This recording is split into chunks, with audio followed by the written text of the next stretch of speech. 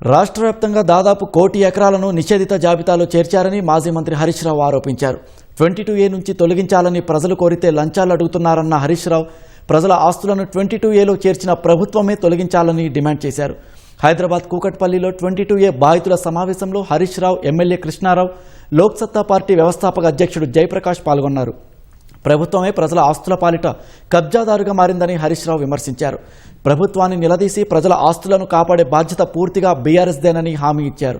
నిషేధిత జాబితాలోని భూములపై ప్రభుత్వం నిర్లక్ష్యంగా వ్యవహరించడం సబబు కాదని జయప్రకాష్ నారాయణ అన్నారు. ప్రభుత్వ విధానాలపై ప్రజల వ్యతిరేకత కబ్జాదారులకు అనుకూలంగా మారుతుందని హెచ్చరించారు.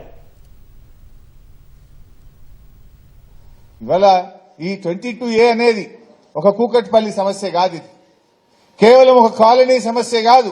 రాష్ట్ర వ్యాప్తంగా దాదాపు 1 కోటి ఎకరాలు ఇలా 22Aలో పెట్టి ప్రజల్ని ఆగంపడతా ఉన్నారు.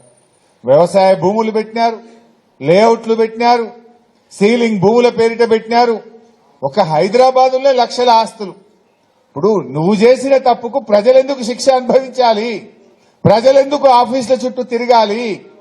నువ్వు తప్పు చేసి 22Aలో పెట్టినవు గనక, ఏది పెట్టినవో నీకు తెలుసు గనక దాన్ని తొలగించాల్సిన బాధ్యత కూడా మీ మీదే ఉంది అని చెప్పి కూడా నేను ప్రభుత్వాన్ని డిమాండ్ చేస్తా ఉన్నా.